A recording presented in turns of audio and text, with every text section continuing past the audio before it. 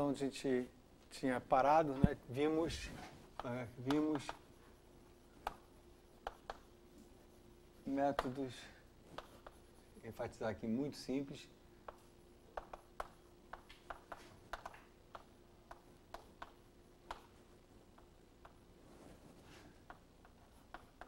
Para resolver DOs. Vimos como obtê-los para saber. Vou já abreviar da maneira que eu abreviei na aula passada. Euler explícito, Euler implícito,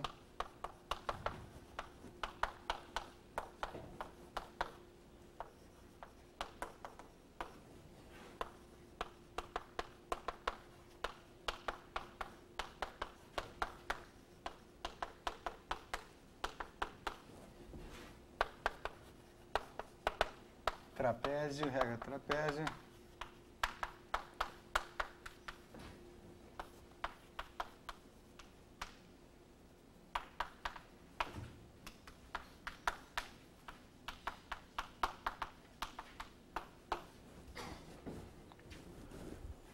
vimos isso na versão, vou chamar assim, diferencial e integral, tá? Então, ou seja, deixa eu talvez escrever aqui, já que alguns de vocês...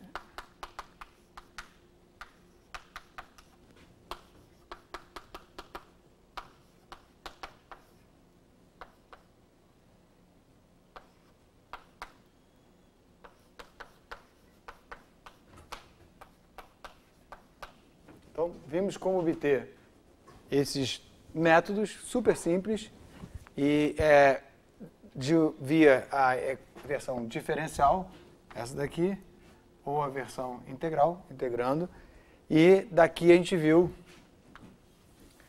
esses três métodos, o da regra do trapézio para a versão diferencial, eu deixei meio com um exercício para fazer, né, usando o ponto no meio e por aí vai. Mas aqui a gente viu como usar a série de Taylor para obter esses carinhas daqui e obter esses mesmos métodos usando integração numérica. Então, isso aqui seria diferenciação numérica, série de Taylor, diferenças divididas, e aqui por Taylor, e aqui aproximando o F, a gente tem, a gente faz uma integração numérica, e isso aqui são duas regras do retângulo, e aqui é a regra do trapézio para integração numérica. E aí, olhamos também para o problema teste, que está associado à noção de estabilidade absoluta, no qual a gente olha para um problema ridiculamente fácil, mas que ensina muita coisa para a gente, que é esse problema daqui.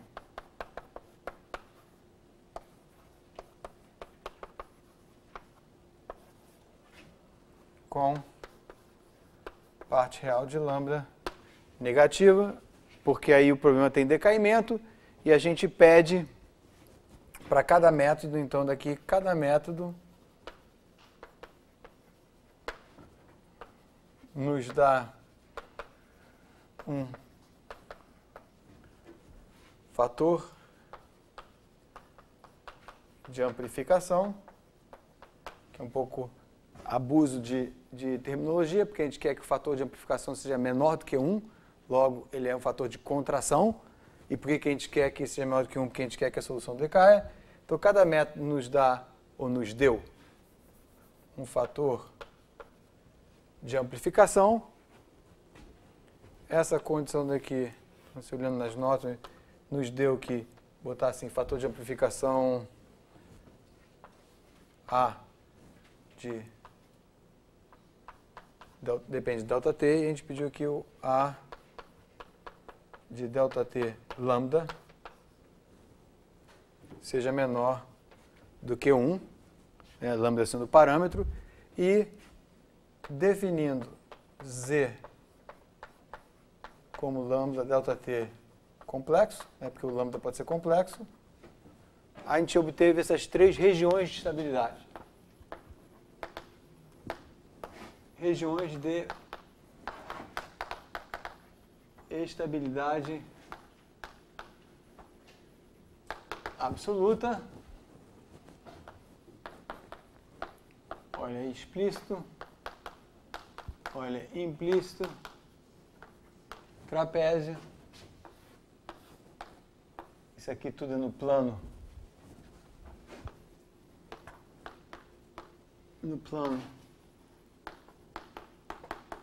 complexo Z.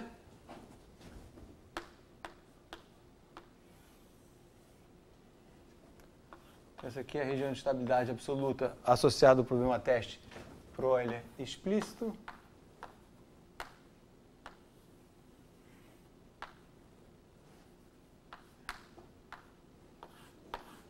Essa aqui é a região de estabilidade absoluta por Euler implícito. Isso aqui é a região de estabilidade absoluta para a regra do trapézio. Tá? Tudo isso fazendo basicamente a partir dessa condição daqui do fator de amplificação sendo, o fator de amplificação sendo menor do que 1. Tá? Então, isso tem na aula passada, que a gente está chegando um pouquinho hoje, só olhar a aula passada, já botei as notas, depois quem quiser eu tenho a versão, me dando um pendrive, posso dar a versão PDF, mas depois eu vou ver até se eu consigo pendurar a versão PDF, que tem uns 15, 20 megas lá na minha página. Tá? Então, tudo isso aqui, só para relembrar, é como se a gente tivesse isso aqui, né? Y de n é igual ao fator de amplificação elevado a n, y0. Então, o que isso está dizendo? Que se eu pegar esse método aqui de Euler explícito para esse problema teste daqui, como ele é explícito, eu vou encaixando todos eles, eu posso fazer isso e escrevo a solução discreta geral assim, onde esse carinha aqui A depende do método. A gente viu isso na aula passada. Todo detalhe, é fácil de fazer. E aí a gente tem que esse cara tem que ser menor do que 1, valor absoluto, é um número complexo, menor do que 1, para que a solução decaia. Já que essa solução exata decai. Então, se a solução numérica não decair, eu inventei um método numérico que não serve para nada. Aí, feito isso, entendido isso, que a gente fez na aula passada, também a gente fez na aula passada, eu falei assim, poxa, esquece. Agora, vou botar assim, deixa lambda ser, deixa lambda pertencente aos complexos qualquer. Ou seja, abandona essa hipótese aqui, que é do problema teste. E aí, no final da aula, eu estou fazendo a pergunta para vocês, que é, num problema oscilatório,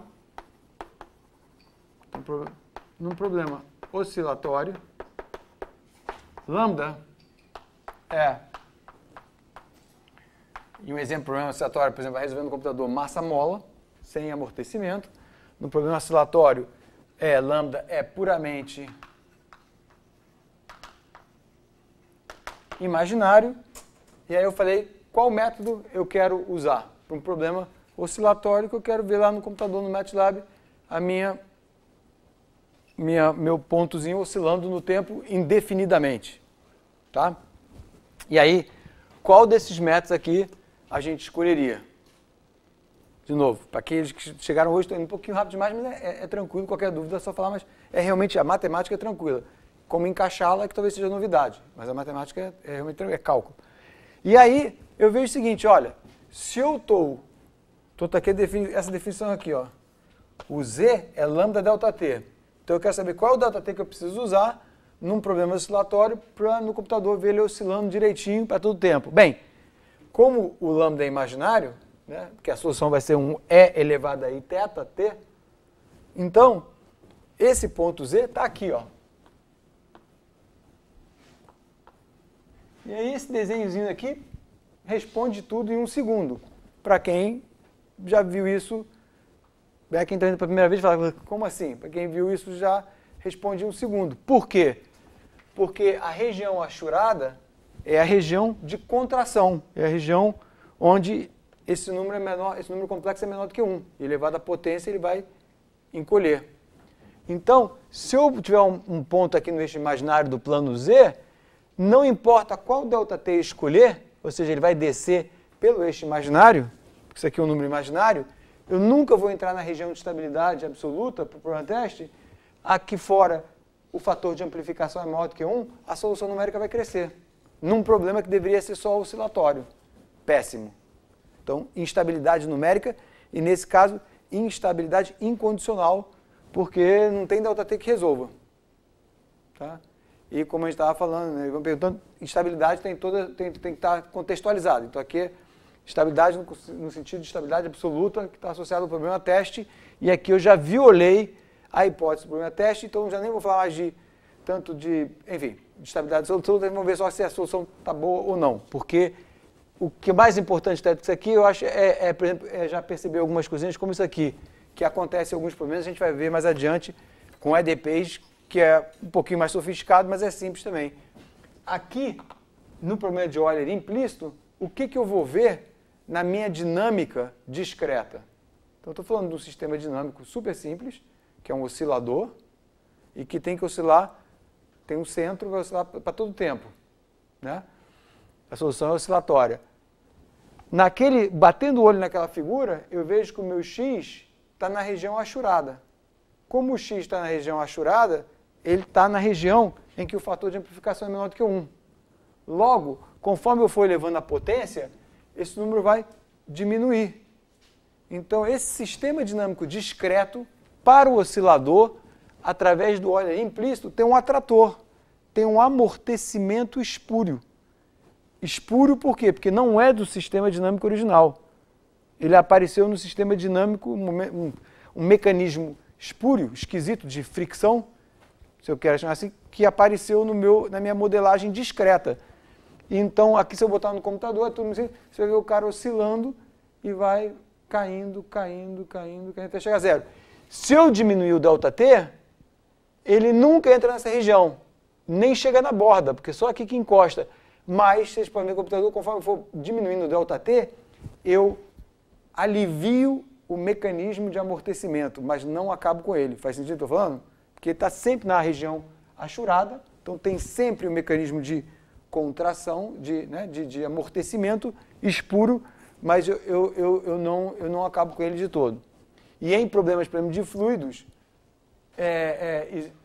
situações semelhantes a essas, vão ver um caso de equação da onda, que vai ter uma difusão espúria, mas em alguns problemas de fluidos que você tem choque, tem descontinuidade, as pessoas até deixam um pouquinho de viscosidade artificial ou de difusão artificial para segurar um pouco a solução. E é um mecanismo análogo, semelhante a esse. Claro que a gente vai ver num caso simples com a equação da onda, fica muito, muito claro. Em sistemas mais complexos, você não sabe muito bem como é que está entrando o amortecimento, mas esses casos simples é bom para disparar a nossa intuição e a gente saber mais ou menos o que está por trás acontecendo.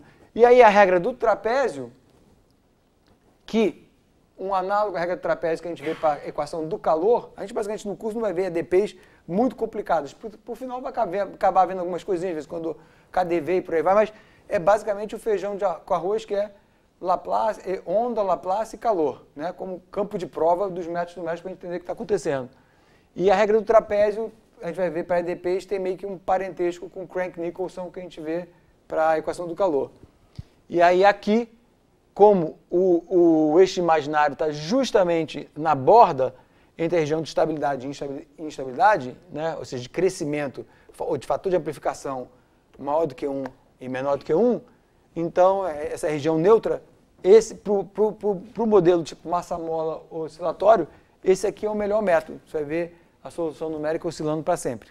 Tá? Então, cada caso é um caso, e é uma coisa que faz interessante de metodologia numérica, né? Não tem um método para resolver tudo, né? Tem pacotes que resolvem muitas coisas, mas enfim, a gente tem que aprender o que está acontecendo. Então isso basicamente foi, né, rápido e rasteiro que a gente viu na aula passada. E aí, deixa eu falar um pouquinho aqui de sistemas. Tá? Apesar que muitas coisas eu vou fazer só com modelo escalar, então se eu tiver um sistema, então aqui um sistema linear. Tá? Então eu vou estar falando nessas primeiras aulas de EDO, para meio que esquentar a comunicação, revisar para alguns, é fácil para outros aprenderem direto e reto, e preparar um pouco a cabeça para o que a gente vai ver depois em ADPs. Então, sistema linear, vou então escrever assim, como eu falei, depois também, em algum momento eu não vou, né, para escrever, me dar o trabalho de escrever com as setinhas, o vetor, e aí vocês me perguntam, vem cá, André, é escalar ou é sistema, é vetor, eu falo, mas, né, aqui ainda estou escrevendo, vou escrever como vetor para chamar a atenção. Então, se a gente tem um sistema como esse,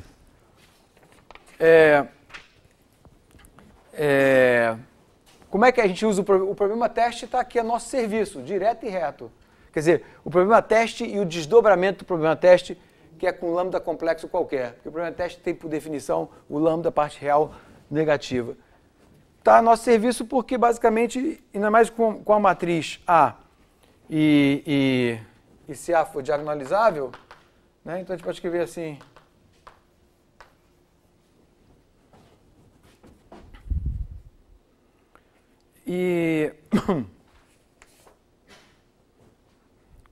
Eu escrevi até o contrário, mas o que eu quero fazer? Assim. E aí a gente pode fazer uma mudança de variáveis. Né, como está nas notas também, e é simples, eu vou só indicar, vou pular as coisas, mudança de variáveis com z igual a m menos 1 y. Tá? Veja bem que quando a matriz, se a matriz não for constante, então deixa eu botar aqui, né? Deixa eu botar aqui, matriz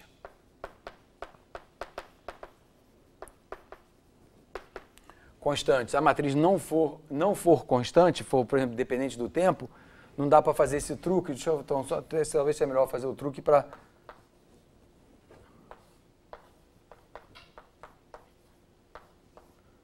Porque aí eu não posso meter esse cara aqui dentro, né? Aí se eu fizer isso aqui, deixa eu ver se eu vou fazer certo. Deixa eu ver se eu vou fazer certo. Como é que é? M menos 1, A, M menos 1, Y. Fiz certo? Acho que fiz, né? Porque eu multipliquei a esquerda por M menos 1. Aqui é só a identidade, ficou lá. E aí eu pego isso aqui emprestado, é o Z, e está aqui o A diagonalizado. Então, o que acontece? Quando eu faço isso, deixa eu aproveitar esse quadro aqui e jogar para cá. Sistema, usando jargão também, jargão simples, o sistema desacopla, né? Porque vai ficar um dz dt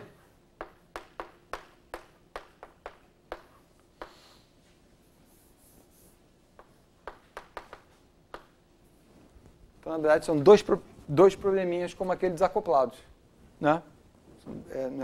E as duas variáveis Z1 e Z2 não conversam, né? Entende o que eu estou falando? Né? Não acoplam. E aí, basicamente, qual é o ΔT? Qual é o método, qual é o ΔT que eu vou ter que escolher para esse método aqui? É justamente baseado nisso aqui que eu vi, só que duas vezes. Eu tenho que prestar atenção tanto no lambda 1 como no lambda 2 para satisfazerem minhas condições para o método funcionar direitinho. Tá?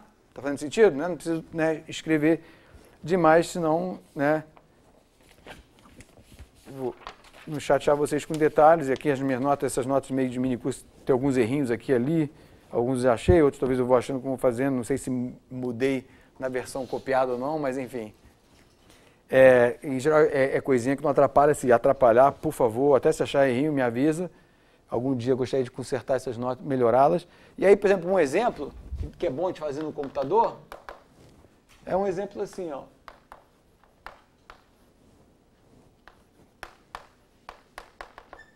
Vou mostrar alguns exemplos para vocês que provavelmente eu boto numa lista de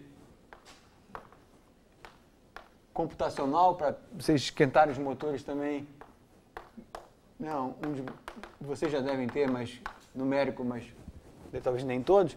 Se eu tiver esse sistema daqui é legal, eu acho ele simpático, porque ele é um sistema que não tem nada complexo, mas na verdade o epsilon e o delta é a parte real e imaginária do alto valor, né? Então, basicamente, posso brincar de passear por esse plano complexo aqui, só mexendo com epsilon e delta, sem ter nenhum número complexo na minha equação, né? Aqui eu tinha, porque eu botei o lambda complexo. Aqui não precisa botar nenhum número complexo.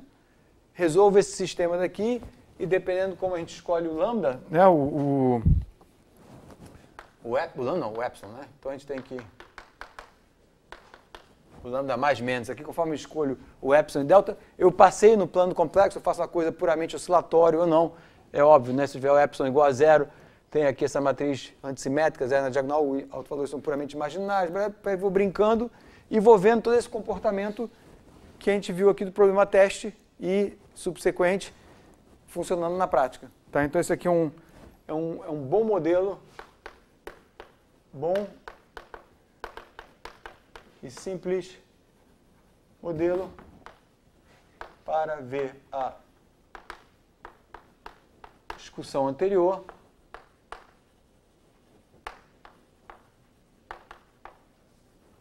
Está assim acontecendo.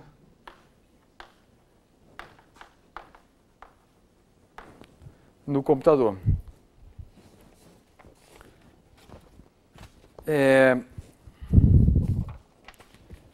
Soluções oscilatórias. Deixa eu mostrar mais um pouquinho de coisas nessa direção. Então, eu também já botei no Xerox cópia desse livretinho de um mini curso e das notas, está numa pasta, depois na outra tem Xerox de extratos de capítulo aqui e ali, que ao longo do tempo eu fui tirando, alunos foram tirando e deixando. Então, dos livros que eu mencionei, alguns pedacinhos de capítulo aqui e ali tem na pastinha também para quem quiser pegar. Deixa eu ver aqui. Tem várias figuras, deixa eu pular aqui. Sim. Chamar a atenção para uma outra observação. Uma coisa que eu vou chamar um pouquinho, é um pouco quase que exagerado, porque é tão simples o problema, mas eu vou pelo menos é um jargão de coisas de simulação e esse exemplo permite a gente ver isso de forma clara, nem sempre a gente tem. Vamos chamar isso aqui de capturando soluções. Ou seja, capturando as soluções, ou seja, como é que o modelo discreto emula, captura o comportamento. A gente já viu isso agora, né? Um tem difusão, perdão, amortecimento espúrio, tem um atrator espúrio. Então, capturando soluções. Então, nesse caso a gente pode ver, e aí me força a falar uma coisinha que acho bom vocês saberem, que mais adiante, a gente vai falar sobre isso bem mais adiante para EDPs em relações de dispersão, que é o seguinte, capturando soluções. Então, deixa eu primeiro escrever isso aqui, que é a nossa solução. Então, capturando soluções, deixa eu dizer de que problema, né? Desse aqui. Tá? Então, está aqui a solução exata.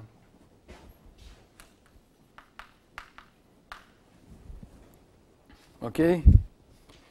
E eu vou deixar para vocês verificarem que é simples, que no método de Euler explícito, no método de Euler implícito, que é basicamente outra maneira de ver o que o fator de amplificação faz.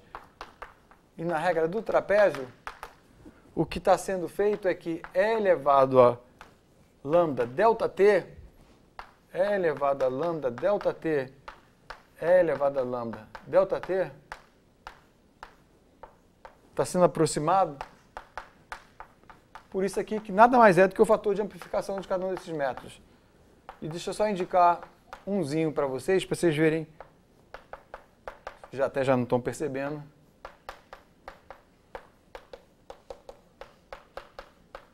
Da onde isso vem. Porque olha só, se eu fizer aqui, ó, yzão de tn mais 1, isso é y0 de lambda tn mais delta t. Tá? Ou então até se eu fizer n, talvez o mais simples, talvez seja até assim, n delta t,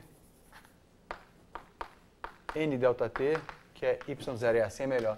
É E elevado a lambda delta t n. Tá certo ou não tá? Fiz besteira ou não? Acho que não. Acho que agora tá certo. Então, a solução exata, isso aqui é a solução exata. Né? Estou reescrevendo a solução exata por um tempo tn, que é n vezes ΔT, plic, plic, plic, plum, plum, plum. E aí eu escrevo assim, e quando a gente faz o método, quando a gente viu o fator de amplificação, o fator de amplificação é justamente o cara que está aqui dentro elevado a n.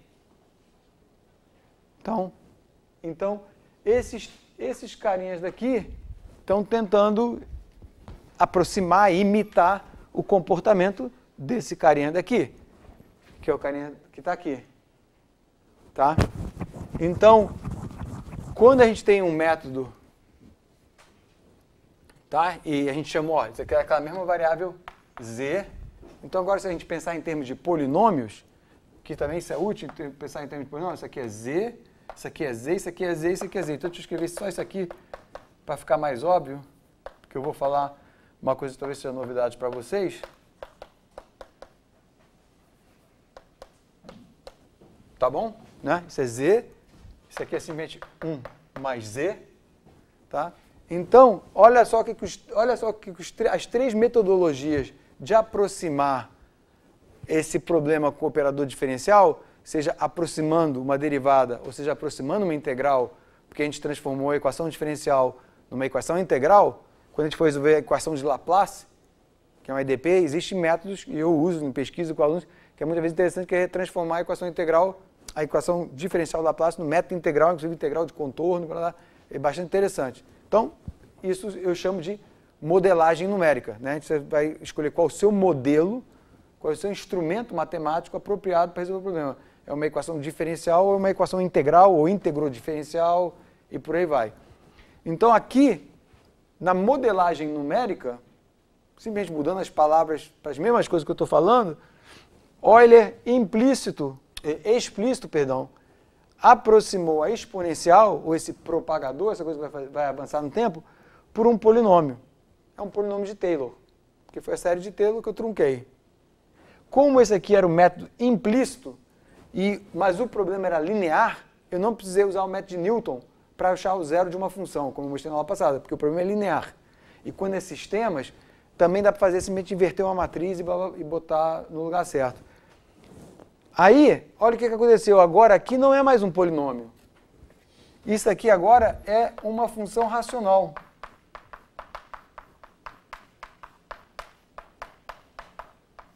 É um polinômio dividido por um polinômio. Nesse caso, é um polinômio linear dividido por um polinômio linear. E por ser uma função racional,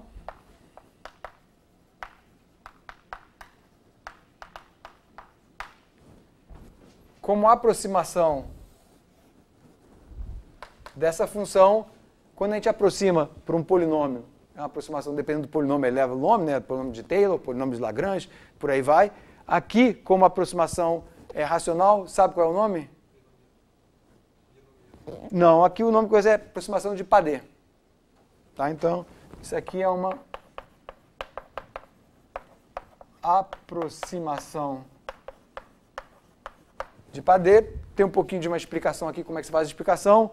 Um dos livros de referência que tem também bem explicado é o livro que é um livro até dos mais introdutórios da referência, mas os outros não tem, enfim, que é o livro do Burden e Ferris.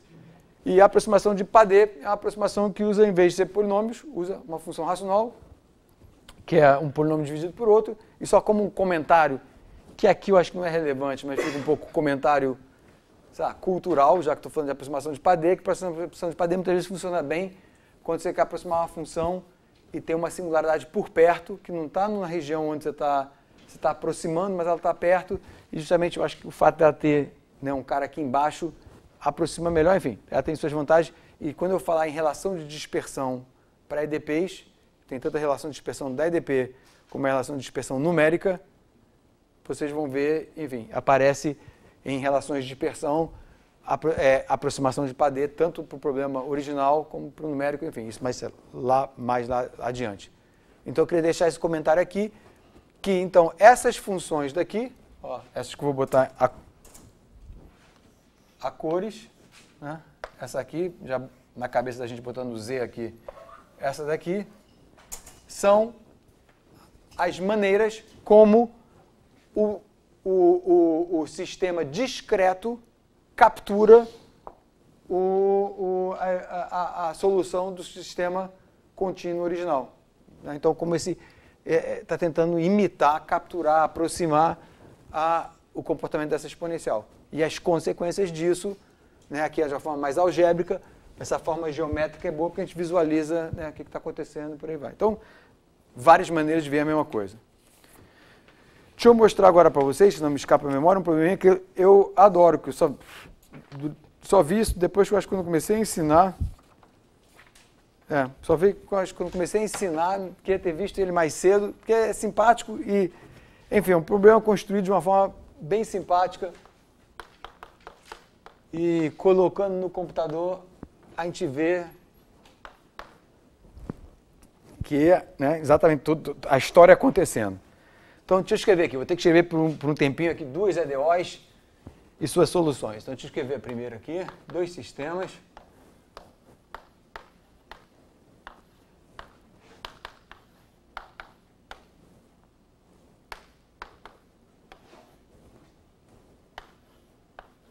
Tá, é Y1 e Y2 de T, na nota está assim, mas eu estou, para ganhar tempo, não vou...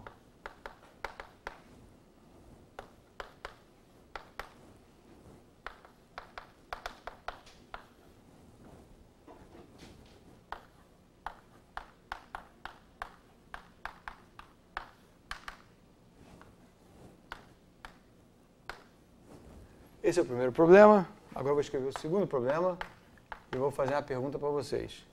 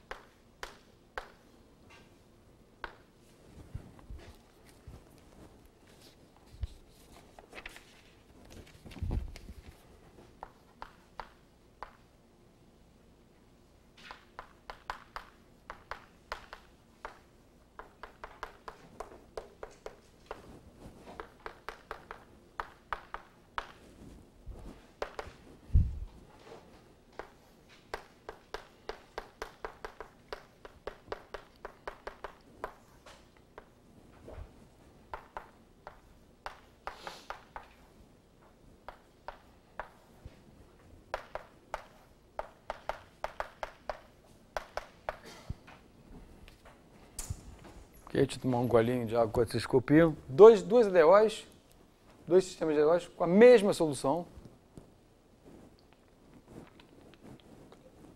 Calhou, né, construir isso para ter a mesma solução. Isso que eu achei ele simpático, a gente vai fazer um raio-x rápido desse problema, porque é simples. E aí, olha só, 2 soluções e uma solução caseira, né? Ou seja, nada demais na solução. A solução tem um transiente que decai e some, e depois de um certo tempo você vê 2 componentes oscilando. Se fizer o diagrama de fase, está no círculo. Super caseira, super boazinha, amiga, tudo certo.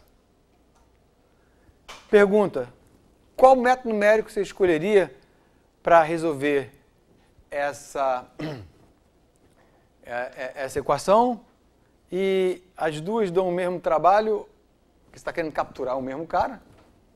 Ou não?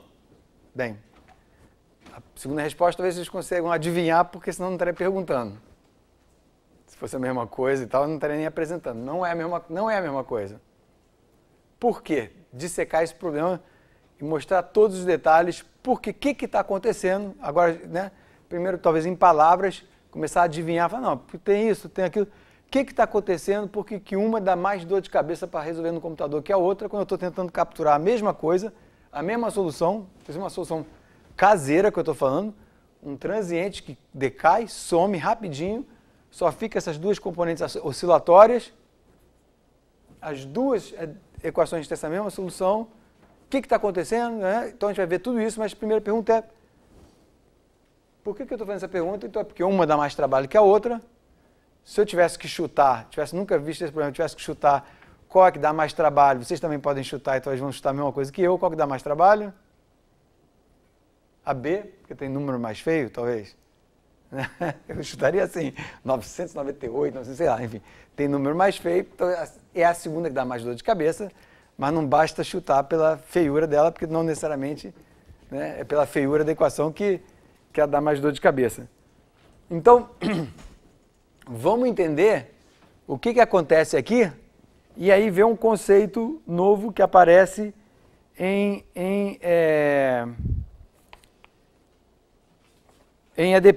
EDOs, perdão. Então, deixa eu fazer o seguinte, eu vou escrever a solução exata das duas EDOs. Então, eu até escrever nesse mesmo, deixa eu conseguir espremer aqui, que é bom por causa do vídeo também. Então, solução A é assim.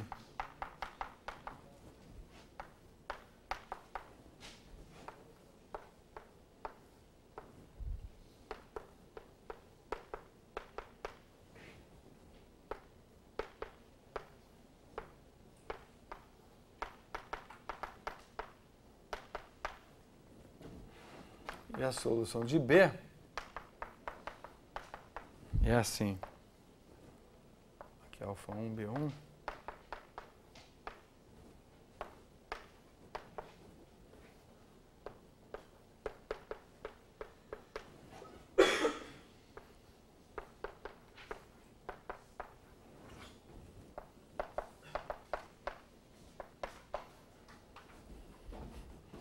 Então, ó, todas as respostas para esse raio-x, e inclusive é um problema que permite a gente já adicionar jargão adicional aos problemas. Eu acho esse problema muito simpático. Então está aqui, ó, solução do problema 1A, solução geral do problema B, está aqui a parte homogênea da solução e a solução particular, tá? Devido ao forçante periódico. E aí, a primeira coisa que a gente nota várias coisas. Então, agora pegando um pouquinho, vamos fazer o raio-x completo e com terminologia também de dinâmica aplicada, de álgebra linear e várias coisas. Então, começando com terminologia de álgebra linear. A gente tem aqui os autovalores da primeira matriz, menos 1, menos 3, e os autovalores da segunda matriz, menos 1 e menos 1000. Já começamos então a ver cheiro do problema. A presença desse menos 1000.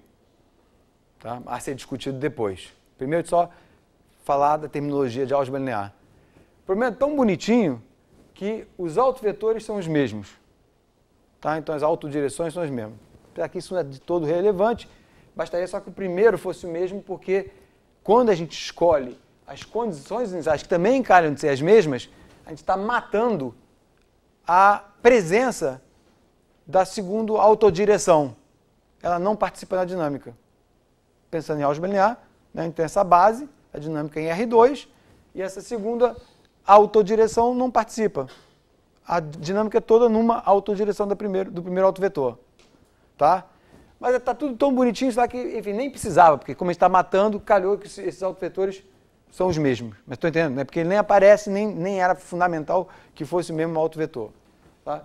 E a parte aqui a solução homogênea é a parte transiente do problema, que é a parte que some, e depois tem a parte estacionária, que é a mesma devido ao forçante. Depois tem a parte da decai e tal. Tá? Então, no linguajar de álgebra linear, está aqui os autovalores e os autovetores. E aí o segundo autovetor não entra na brincadeira. Tá? Mudando agora de terminologia mais aplicada. E essa talvez é a coisa mais importante e que dá o nome a esse tipo de problema. Eu posso dizer que, de certa maneira, esse problema aqui tem uma escala de tempo e esse aqui tem duas escalas de tempo. Porque meio que 1 e 3, mais ou menos é ordem 1. Tá? E isso aqui é 10 elevado a 3. Então, menos 10 elevado a 3. Tá? Então, isso aqui tem um decaimento numa escala ultra rápida, em outra década, digamos assim. Então também pensa que está na mesma década, 10 elevado a 0, ordem 1. Tá? Isso aqui é 10 elevado a 3. E aqui tem uma disparidade. E é isso que é o fundamental e que faz esse problema daqui, essa disparidade de escalas no tempo é que faz que isso aqui seja um problema, já vou explicar por quê, rígido, em inglês chamado de stiff problems. Tá? Ele é um problema rígido, vou explicar já por que ele é rígido, qual é e vocês vão ver. Tá? Então tá aí. Então esse é o problema. Então, deixa eu talvez começar a falar um pouquinho do problema da escala de tempo do problema rígido. Vocês veem que nesse problema daqui, eu usando um método explícito, eu vou ter que fazer uma ginástica gigante para colocar, gigante no sentido de um ΔT pequenininho, para colocar esse alto valor dentro da região de estabilidade. E eu vou precisar fazer isso, vocês podem depois, talvez pode vocês programarem no MATLAB, verem, eu vou ter que fazer isso mesmo sem esse cara estar presente na solução. Por quê? Quando eu for para o computador. Se eu botar só esse alto valor, usar o Euler, vamos pegar o Euler explícito, o discozinho lá, né? Eu vou pegar um ΔT, boto esse cara aqui dentro do disco, e fala, pô, esse cara não está na solução, que se dane. Eu vou usar o ΔT para essa escala de tempo, vai para o computador, vai dar lixo. Por quê? Ele nem está na solução. Ele não está na solução. Cadê a solução exata? Está aqui, né? Ele não está na solução, mas vai dar chabu, vai dar problema.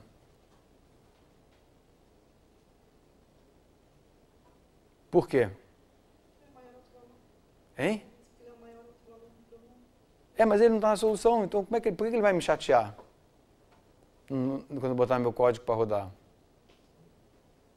Ele é o maior. Ele é o problema porque ele é o maior em valor absoluto, né? Ele é menos 1000. Então ele está lá, ele está na região onde a solução deveria decair. No caso desse problema, ele nem está na solução, mas até que ele tivesse, tá? Você pode pensar, mas aqui a coisa fica mais assim, mais ainda esquisita, porque ele nem está na solução, tá? Só que quando eu for para o computador,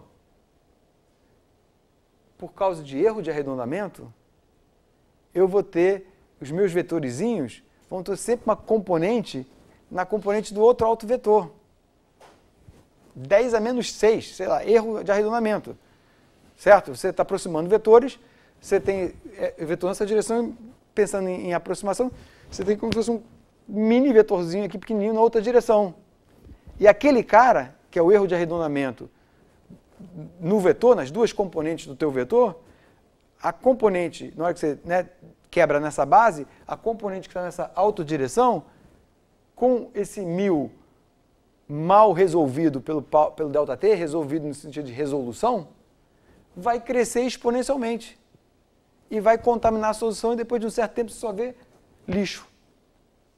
Então, esse problema é chamado de rígido porque ele tem essa rigidez imposta no passo de tempo e a rigidez, você vê, é imposta mesmo sem a presença dessa componente da solução, tá? Ela não é imposta por precisão, muitas vezes num certo problema de escalas múltiplas, isso é uma coisa muito interessante, né, que já há vários anos se faz matemática, problemas com múltiplas escalas, muitas vezes você tem que fazer uma resolução dependendo do problema, para resolver as coisas pequenininhas. Muitas vezes você usa métodos híbridos, que usa também um pouco de matemática, homogeneiza, tira médias e tudo mais, mas em algum momento talvez você tenha que resolver uma coisa pequenininha, no tempo ou no espaço. E aí é parte do jogo, é o preço que você vai pagar para resolver coisas pequenas que afetam a tua solução a longo prazo, por exemplo. Né?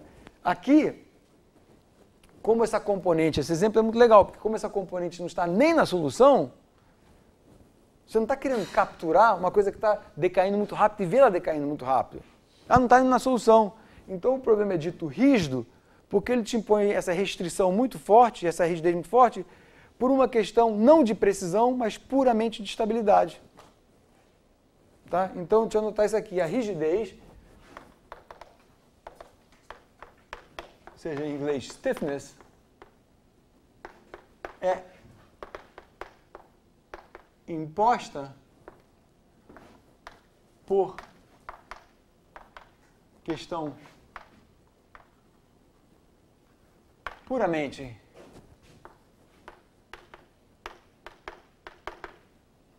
de estabilidade e não de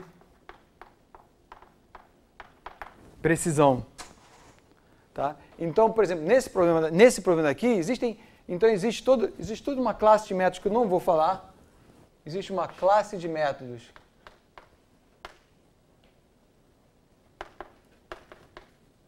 para, vou misturar português e inglês, para problemas stiff, uns na literatura chamados são métodos BDF, Backward Difference Formulas, tá? Que são, enfim, que são métodos especiais para isso. Tem métodos implícitos que já dão um jeitinho, mas não, os BDFs são melhores. Mas o método implícito, por exemplo, aqui se a gente usar o Euler implícito com um ΔT pequeno, mas não micro, o que ele vai fazer? O ΔT, o Euler implícito com ΔT micro, deixa eu vir para cá. Eu estou aqui no eixo negativo, porque eu tenho dois autovalores negativos, eu tenho duas taxas de decaimento. Há problemas que tem isso, esse tipo de problemas de aplicação física, problemas com alguma aplicação, por exemplo, em química, seja qualquer problema que tem alguma coisa química, e você tem um reagente, coisas muitas vezes reagem numa escala muito rápida e diferente de outras coisas. Então, em geral, problemas de química levam a equações stiff, nem todas, mas enfim, eu não sou especialista, mas problemas de química que tem justamente essas duas escalas, uma muito mais rápida que a outra. Então, olha só, se eu tenho aqui dois autovalores negativos, tá? Então deixa eu agora usar duas coisas diferentes, supor o menos 1 e essa cruzinha aqui, o menos 1000, tá? Eu usando um ΔT pequeno, vocês programam aí, eu pego esse menos 1 que está aqui e puxo ele para perto desse círculo. Logo, a taxa de decaimento dele é pequena, talvez no intervalo de tempo que você está resolvendo a sua solução, você quase não vê o efeito dele. Tá? Mas, de qualquer maneira, aquela solução vai decair. Na verdade, estou até falando besteira, ela vai decair. Então, ela vai decair com uma taxa um pouquinho, talvez não muito precisa, mas decair. E esse aqui, então, vai decair, está lá longe. Eu estou falando isso por método implícito, onde tudo que está aqui decai. Por causa também do método. Tem um amortecimento do método, além da solução decair. Então, no final, vocês podem testar, vocês vão ver que se você usar o método explícito, de Euler explícito, para essa equação daqui, você bota um ΔT pequeno, quer dizer, razoável, você tem como calcular até na mão, de maneira que esses autovalores menos 1 e menos 3 entrem dentro do disco, né? E tudo certo. E para esse daqui, usar um Euler, por exemplo, implícito, para não deixar esses caras crescerem ou pelo menos o menos 1000 crescer, ou você pagar um preço absurdo com ΔT muito pequeno. Tá? Mas é claro que para problemas stiff, não é só um método implícito, o tipo de Euler que é o melhor. Existem métodos chamados BDFs, que eu nem vou falar, mas tem nos livros, eu queria dar algumas referências que eu não botei. Onde é que estão? Está aqui.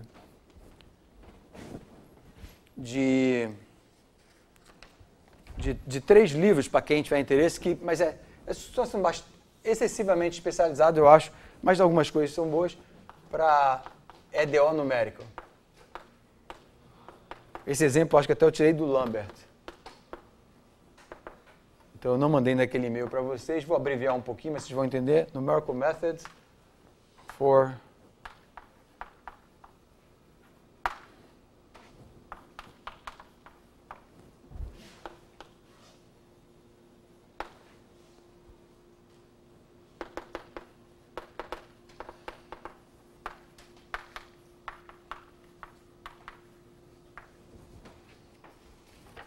essa edição que eu tenho em 92.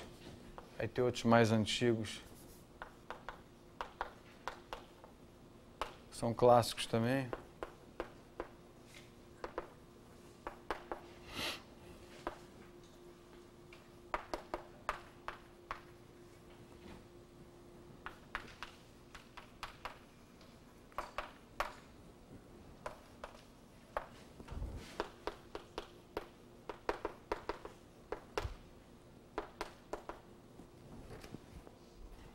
Tem um terceiro também, mas esses dois bastam. O outro é mais antigo, do Henrici.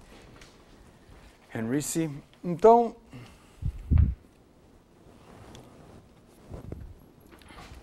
o que eu queria mais falar é... Então, sim. Tem alguma maneira que você, sempre que você sentar para programar, obviamente, você vai sujar a mão para fazer o método, etc., com esse tipo de problema da letra B. Se você desconfiar que tem um lance desse do alto valor e tal, tem alguma maneira de você, na própria formulação numérica, você extrair esse alto valor da matriz para você achar uma solução que só dependa do outro? Tem, boa pergunta. Tem, mas assim, nem sempre é um pouco... Assim, eu fiz coisa parecida, já. Não tem nada a ver com isso. O que você pode fazer... Você consegue, tipo, acho que chama de deflação. Você deflate os altos valores. Não, eu já até esqueci agora como é que faz exatamente o que significa deflação. O que eu sei, por exemplo, te dar um exemplo. Em certos casos, ou até uma coisa que você poderia até fazer aqui nesse problema, se você não tivesse falado disso, eu não teria nem mencionado, teria até esquecido, mas é um bom comentário, é que tem certas situações, e esse problema é linear, e tem inclusive problemas que têm componentes lineares e componentes não lineares, e existem metodologias que você muitas vezes pode fazer parte do problema analiticamente. Então, falando vagamente, uma coisa que eu posso dizer é o seguinte: imagina que você tem uma equação, e aqui, por exemplo, você pode... essa equação mesma daqui, você sabe que um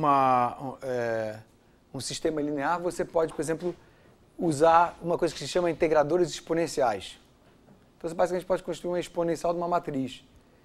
Deixa eu falar até mais fácil, uma maneira mais fácil até para todo mundo acompanhar. Se você tiver um problema que tem uma taxa de decaimento muito rápida na parte linear, você basicamente pode se livrar dele com o fator de integração, por exemplo. Tá? Então, é como se você estivesse multiplicando por uma exponencial, o fator de integração, e você, quando faz isso, você basicamente está integrando aquela parte analiticamente e vai depois integrar numericamente a outra parte multiplicada por essa exponencial. Então, tem truques para você se livrar disso, sim. Nem sempre você consegue, mas existem situações que você consegue se livrar. Não sei exatamente o que você quer dizer por deflação. Eu já ouvi esse termo, agora não me lembro o que é. Posso falar rapidinho um exemplo que eu já fiz isso. Você tem uma expressão integral que tem operadores matriciais.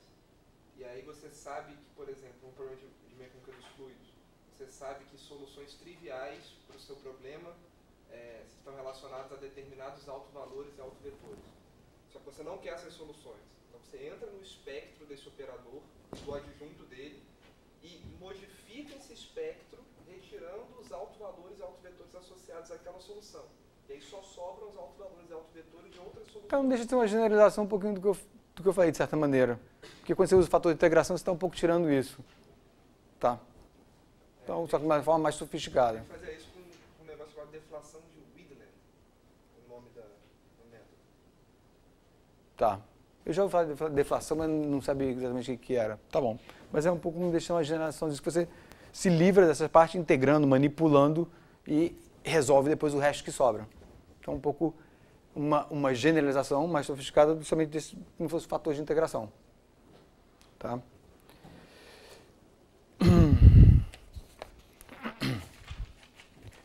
Então, eu já falei, né, de disparidade de escala. Então, um problema, se eu tivesse aqui, então só para chamar a atenção, lembrete, se eu tivesse aqui um alto valor menos 300 e aqui menos 1000, apesar de estarem, né, digamos assim, em décadas diferentes aqui, tipo 10 elevado a 2, 10 elevado a 3, não sei se eu chamaria talvez de rígido, porque estão, enfim, não estão tão díspares, né? Mas realmente o problema rígido é quando tem essa disparidade de escalas e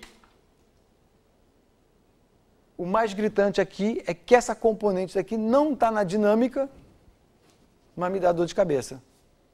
Tá?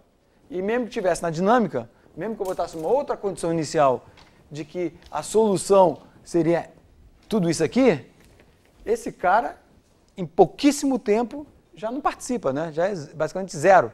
E, no entanto, continua dando dor de cabeça numérico chateando. Então, esse exemplo, como eu disse, é mais bacana ainda porque ele nem aparece, mas, na verdade, no final das contas, se ele estivesse lá, seria a mesma coisa. Ele não participa da dinâmica, muito rapidamente a gente só vê a parte estacionária, mas o outro daria dor de cabeça.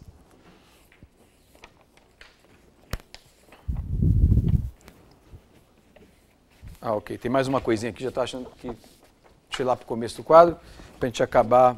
Depois tem mais coisinhas de EDO na aula que vem, e talvez já comece EDPs. Talvez não, vou dar umas coisinhas. Vamos ver, mas certamente em breve já começamos com EDPs. Eu tenho esse...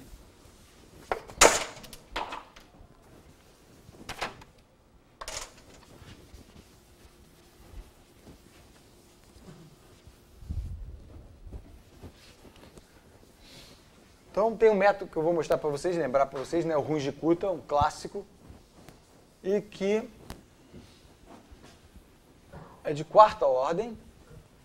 E aí tem um outro método também, que é basicamente pode ser considerado um clássico, que é um competidor, porque também é bastante usado, é competidor no bom sentido, também é de quarta ordem.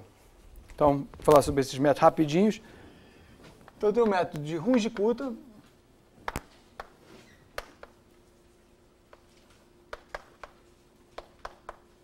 que, né, o Runge-Kutta desenvolveu esse método que cancela, se você olhar, né, como método por série de Taylor, cancela vários termos na série de Taylor, então você fica com ordem mais alta. Eu não acho assim, não é intuitivo, então não vou nem... nos livros tem a dedução, em alguns dos livros, mas a maioria é só o método em si.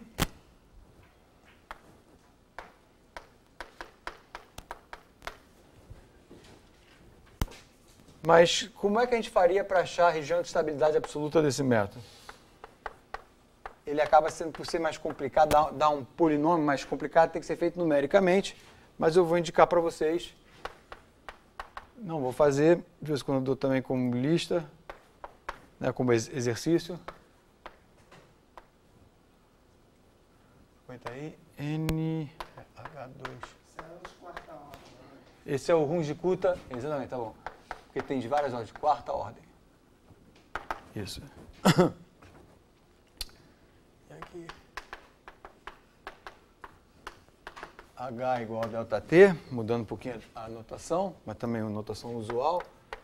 K3 é F, Y, N mais H sobre 2, K2, botei certo? Botei. E K4.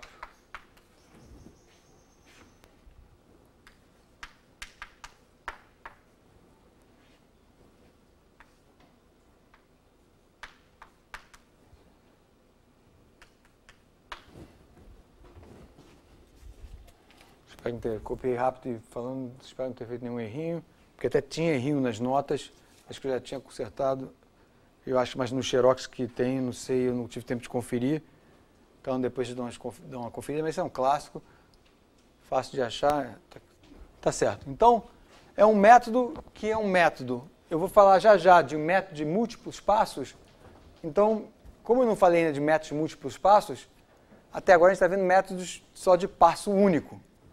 E esse é um método de passo único, mas que finge, que dá uma meio que cheiradinha no futuro com um passo intermediário. E depois faz uma média. Então, uma maneira um pouco assim, mais intuitiva de ver o Runge-Kutta. Tá? Lembra que todos... já apaguei. Todos os outros métodos eram passo único, porque eu ia do tempo n para o tempo n mais 1.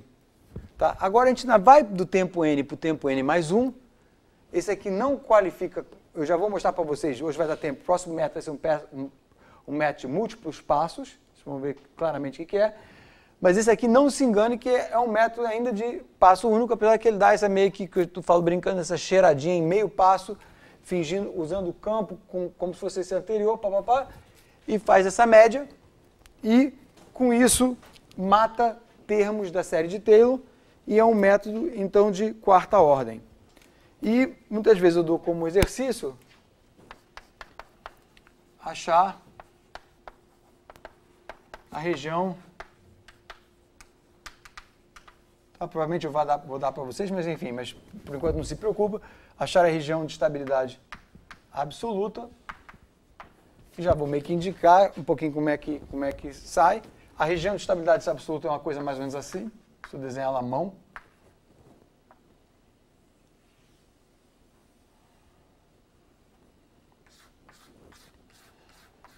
Tá simétrica. Tá? O desenho não está simétrico, mas é simétrico. E a maneira de fazer isso, tá? Então aqui a dica de fazer isso é, coloca isso aqui no problema teste. Tá? Então, problema teste vai dar um fator de amplificação A de Z